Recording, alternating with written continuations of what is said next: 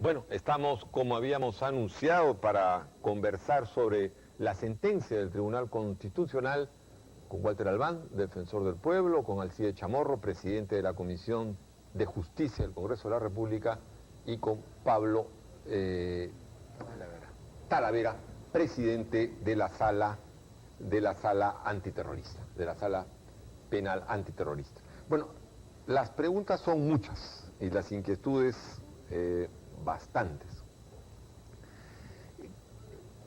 ¿Por qué importancia tiene que el Perú respete los tratados internacionales, congresista? Porque el Perú no es una isla dentro del contexto internacional y además que el Perú es signatario de los instrumentos jurídicos de carácter internacional.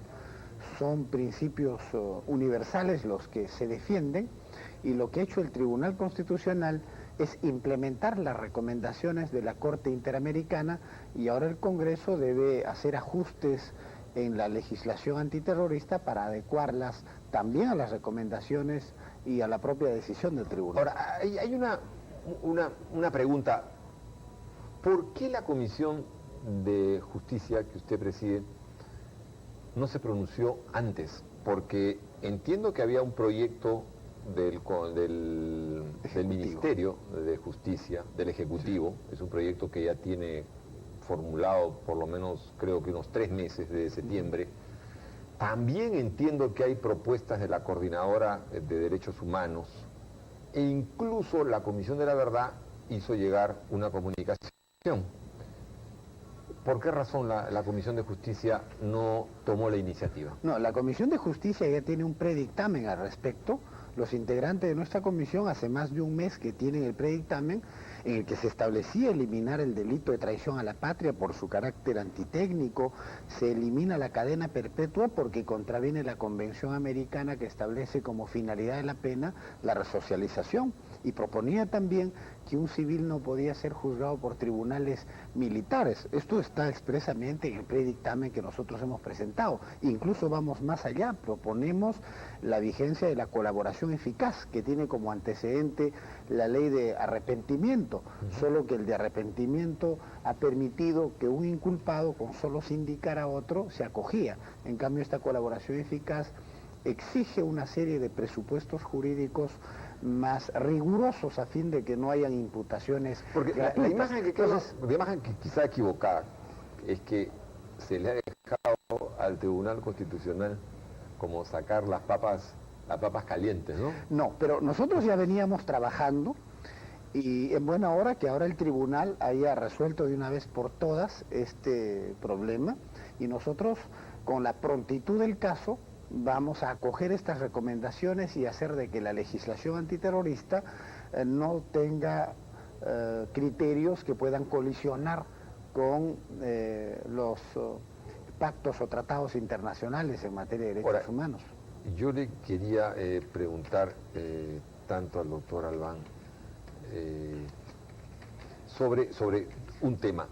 Acá hay un tema que puede ser complicado. Es la impresión que se tiene es que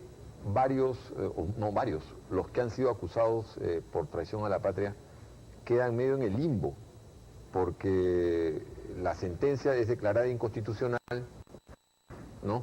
Pero los efectos de la sentencia se mantienen hasta que no haya una nueva normatividad. No sé, yo no soy abogado ni jurista, pero hace vulnerable. O sea, ¿usted qué opina? Yo creo, Santiago, que aquí hay que tomar el problema en su exacta dimensión y es un problema complejo. Y la salida entonces no es fácil. Tengo la impresión de que lo más importante y lo que aquí ha quedado señalado es que había que adecuar la legislación antiterrorista a los parámetros que marca la Convención Americana. Esto ya era un mandato de la Corte Interamericana. Esto estaba por hacerse. Este era un tema del cual no podíamos de ninguna manera escapar. Había que hacerle frente a esto. Y entonces la manera... Pero por ejemplo, lleva una posición singular. Si no me equivoco, la doctora Reboreo dijo que la opinión de ella era que se declarara inconstitucional y punto. Y que no tenía por qué mantenerse el efecto de esta inconstitucionalidad hasta que hubiera una nueva normatividad. Sin embargo, creo que la solución adoptada es la más prudente.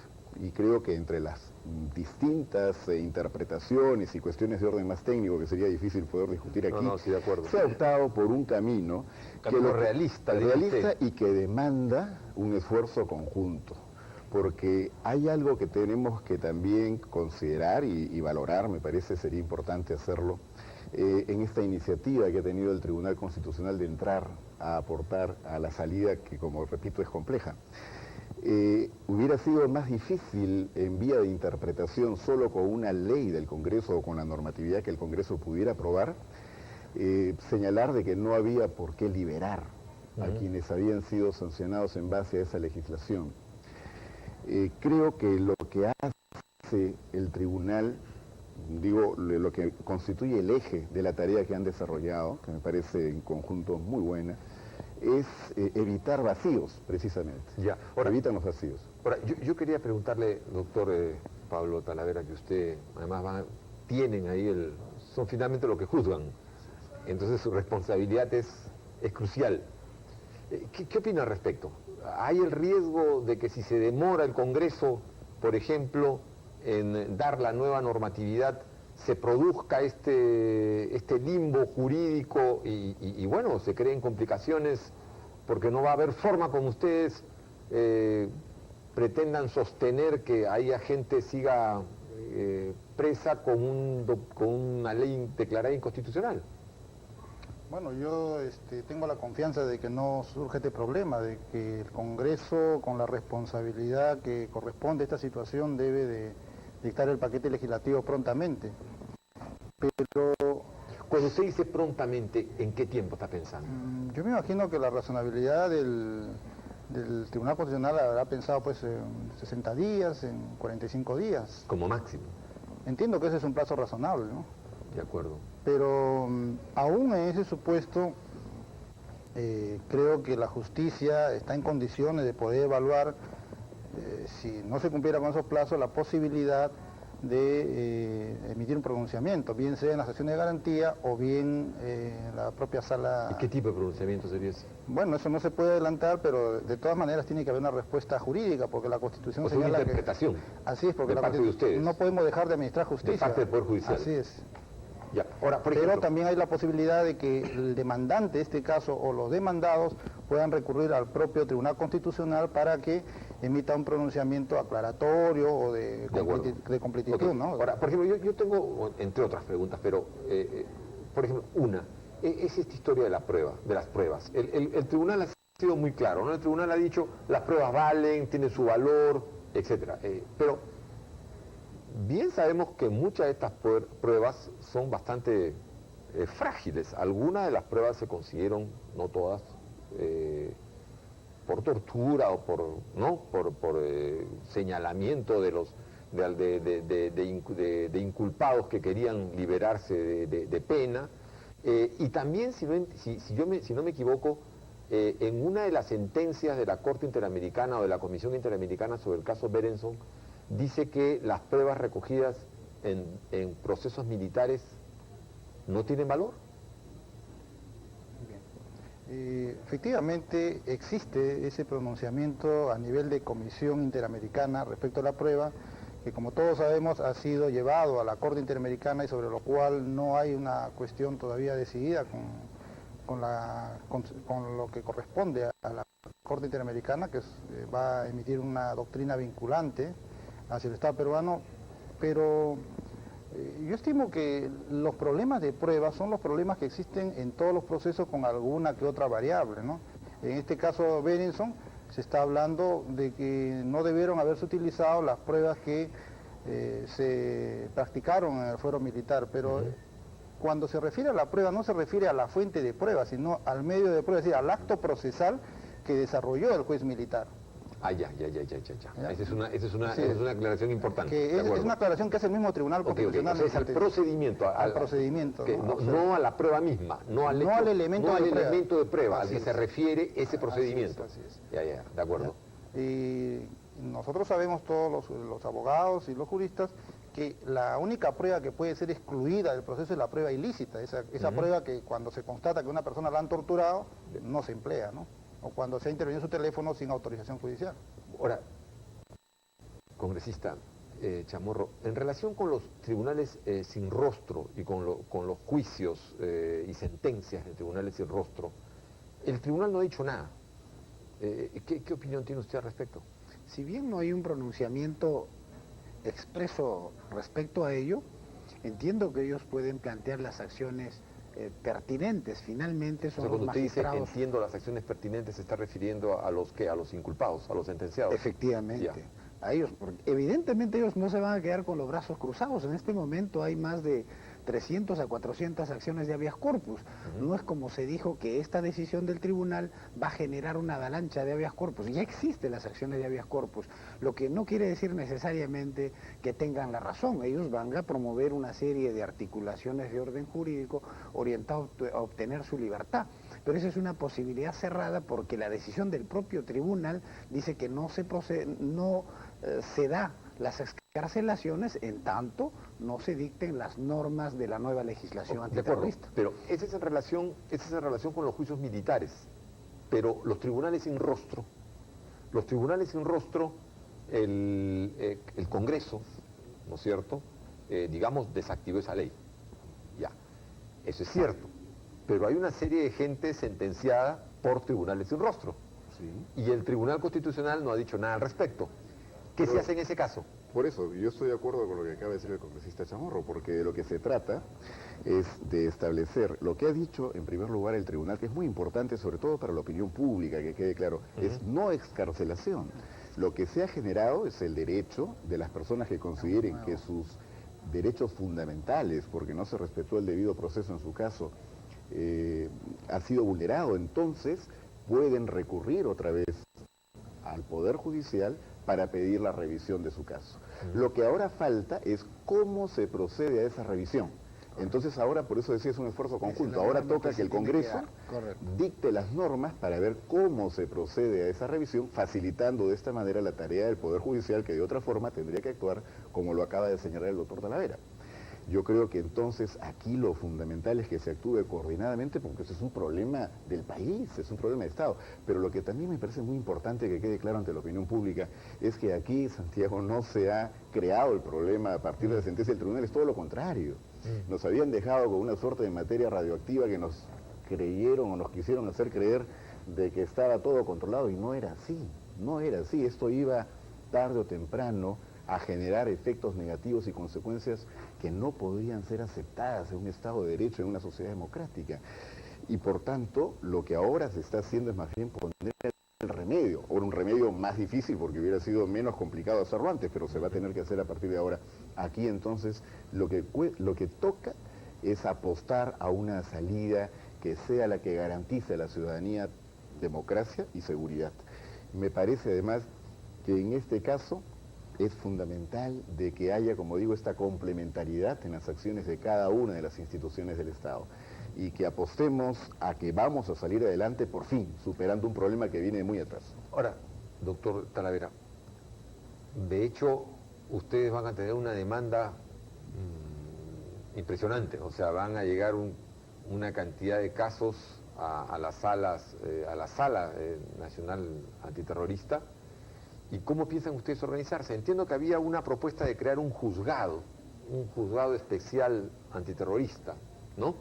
¿Usted está de acuerdo? ¿Y qué significaría eso en términos, digamos, organizativos, en términos de poder absorber esta cantidad de casos que ustedes tendrían que ver?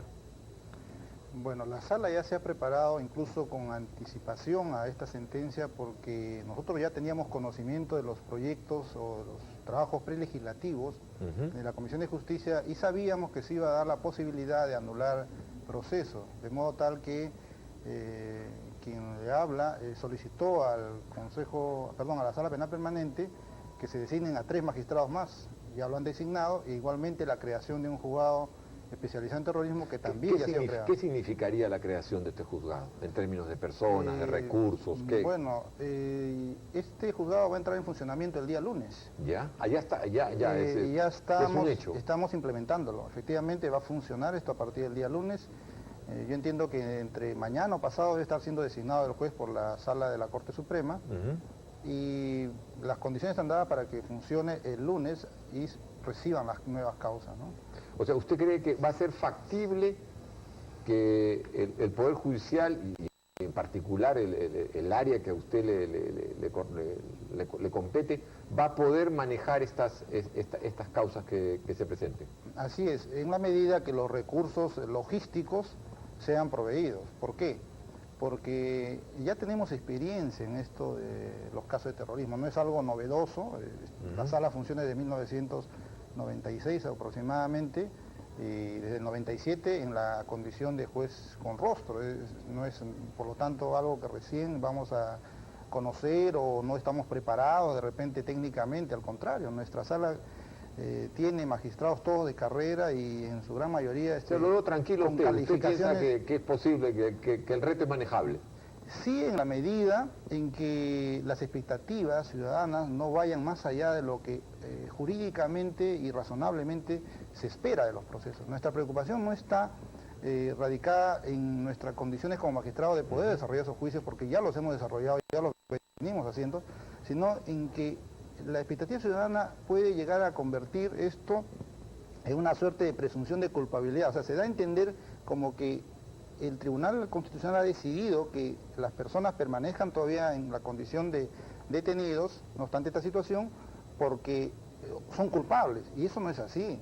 Ese no es el sentido que se le tiene que dar a la decisión del Tribunal Constitucional, sino a razones de peligro procesal, a razones de evitar de repente continuación de actividad delictiva, o a razones de orden público, que están perfectamente establecidos en las cartas internacionales como la Convención Americana, ¿no? Entonces no se trata de invertir la presunción de inocencia y decir, se quedan detenidos porque son culpables. Esa no es la manera de actuar. Ahora, congresista, en los proyectos que tendría que aprobar el Congreso, ¿cuáles serían los principales? Fundamentalmente, la norma que regule el cauce procesal para volver a juzgar a estas personas. A ver, explíquenos, por favor, así brevemente. Bueno, el Tribunal Constitucional ha declarado nulo los procesos mediante los cuales se les sentenció a través de los tribunales militares. Entonces tiene que haber un nuevo proceso. De acuerdo. Ese nuevo proceso tiene que tener un procedimiento legal.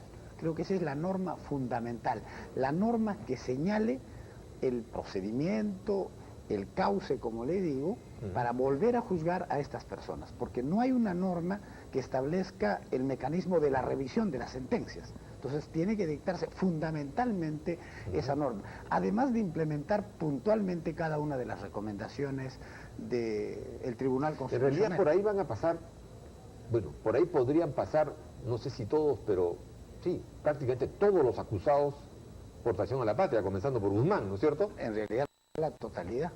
Que son cerca de 900, ¿no? 900. O sea, esos 900 van probablemente, si no todos, la mayoría, a hacer esa demanda. Claro, por eso es conveniente que el Poder Ejecutivo también pueda dotar de los recursos necesarios al Poder Judicial. Esta decisión del tribunal lleva implícito una obligación del Poder Ejecutivo de darle los recursos necesarios para que con la prontitud del caso se pueda delictivas que juzgar. tienen que precisarse al no haber la de traición a la patria. No es que ¿No es necesario? No es que se esté desincriminando el delito. Traición a la patria es el terrorismo agravado. Se le consideró esta figura para que pudieran ser pasibles de cadena perpetua. Entonces, en la Se práctica... tiene que hacer también una tipificación penal adecuada. El tipo penal tiene que estar normado con mucha prudencia. De acuerdo. Y no tener el carácter amplio que también ha sido Para que objetado. probablemente muchos de los que hayan sido acusados, no todos, pero muchos de los que han sido acusados por traición a la patria, podrían entrar dentro de la figura de terrorismo agravado. Claro, todos tienen que entrar bajo esa figura de terrorismo, todos al tendrían que desaparecerle el De delito de acuerdo. traición a la patria. De acuerdo. Ahora, algunas cosas puntuales. Por ejemplo, ¿en qué situación se encontrarían dirigentes, ¿no? O presuntos dirigentes digamos, de cualquiera de las agrupaciones, tanto de Sendero como el MRTA, pero que no han participado directamente en actos terroristas. ¿Cómo se manejaría ese caso? Bueno, ya es totalmente, digamos, es mucho más difícil entrar a evaluar pero estas hipótesis. Es el caso de muchos dirigentes, ¿no? Pero el caso de muchos dirigentes probablemente no han participado ellos directamente en actos terroristas. Pero la participación... Digamos, estoy diciendo en el operativo directo, ¿no es cierto? Claro. No en la planificación, pero en el operativo directo. Claro, es que la nueva legislación antiterrorista no solamente va a legislar sobre las agravantes del delito, sino también la pertenencia de la organización terrorista, los actos de colaboración. Mucha gente que... Pero la asociación ilícita de por sí con una organización subversiva terrorista, en este caso, la pertenencia se convierte... Es reprimido actualmente y va a ser reprimido, pero lógicamente, difícilmente pero puede tiene que haber considerar, una proporcionalidad al hecho de participar en una organización terrorista per se como terrorismo agravado, ¿no? No, eso de ninguna manera. Tiene que haber proporcionalidad en las penas, por ejemplo. Ya, ese es otro tema, Claro. es otro gran tema, ¿no es cierto? Lo que pasa, Santiago, es que el tema es complejo y explicarlo no con lo todo veo. ese tecnicismo no resulta nada fácil porque efectivamente, es decir, lo que hay que valorar, por eso decía en esta sentencia del tribunal, es que no crea vacíos, pues, no crea los vacíos. Entonces, si se hubiera probablemente solo legislado y no contáramos con la sentencia interpretativa, que en ese sentido es novedosa, ¿no? Entonces sí podría haberse producido por lo menos la alegación de que al no haber norma y al haberse derogado, entonces sí la gente podría reclamar su libertad. Y no habría cómo poderle aplicar una norma que tendría vigencia para después. No podría ser aplicada con anterioridad, salvo que se trate de algo que beneficie a la persona que ha estado comprendida en eso. De manera que acá lo que se hace en base a la interpretación es que queda la norma, permanece la norma. Lo que va a hacer el Congreso es complementar esto, y al complementarlo permite un abanico de posibilidades para que el juez o los magistrados puedan administrar justicia haciendo lo que nos interesa a todos, que se queden en la cárcel los que deben quedarse y que salgan los que no tenían por qué estar. Ese es el punto. Ya, pero además está otro de los grandes temas es la proporcionalidad de la pena, ¿no? Claro, o sea, no puede tener una misma pena los que son cabecillas, dirigentes, líderes, los que actuaron utilizando coche bomba frente a aquel que es integrante de la organización y no ha participado en esos hechos, o aquel que ha tenido algunos actos de colaboración para facilitar el accionar subversivo. De acuerdo. Usted, doctor Talavera, ¿qué piensa al respecto? ¿Debería replantearse lo que son las escalas de las penas, por ejemplo? De alguna manera es algo que estamos conversando ahora en este instante. Mire, por la experiencia yo creo que sí. Yo creo que sí. Como bien se ha dicho, hay distintos niveles de participación, incluso en lo que es la pertenencia. Hemos podido advertir que hay muchísima gente que sin mayor información, incluso en algunos casos con debilidad de carácter, fueron llevados a acompañar a hacer pintas, y resulta que la pena que solicita el fiscal son 20 años. Y ni siquiera se trata de personas que están ideologizadas, sino se trata simplemente de personas que de alguna manera circunstancialmente estuvieron vinculadas a estas personas. Claro, es que la colaboración exigía, según la normatividad actual, un mínimo de 20 años, ¿no? Tanto la colaboración como la pertenencia. Como la pertenencia. Es que es muy usual que a las personas la acusen por pertenencia cuando el nivel de integración no se ha dado, ¿no? Y no lo acusan más bien por colaboración, sino por pertenencia. Entonces, allí yo creo que podría hacerse alguna proporcionalidad en función de la permanencia en la organización y el nivel de pertenencia a la organización. Bueno, yo quiero agradecerles muchísimo a usted. Bueno, es evidente que no hemos concluido el debate, pero sí me parece que hemos ayudado a que por lo menos se esclarezca algo más y sobre todo se despunte cuáles son las líneas de las propuestas del Congreso, que es el paso siguiente, ¿no es cierto? Así es, ¿no? Dictada la sentencia del Tribunal Constitucional, el paso siguiente le corresponde sin duda al Congreso y al Poder Judicial. inmediatamente después, ¿no? Y Bueno, el Congreso va a cumplir con su efectivamente. Un tema práctico, Santiago. Creo que Sí. el tema de los recursos es clave en esto. El tema de los recursos para que el Poder Judicial pueda organizarse como corresponde para enfrentar un reto de esta naturaleza. Sí, porque no bastan jueces solamente, ¿no? Esa es una parte de todo lo que se requiere y no olvidar que aquí hay muchísimo desplazamiento, ¿no? Y lo que nosotros tenemos es carencias en lo que es transporte, seguridad, equipos, porque los juzgamientos se desarrollan fundamentalmente Bien. en los establecimientos penales de la República, ¿no? Bueno, doctor Talavera, muchísimas gracias. Al congresista Chamorro igual y al doctor Walter Albán lo mismo. Una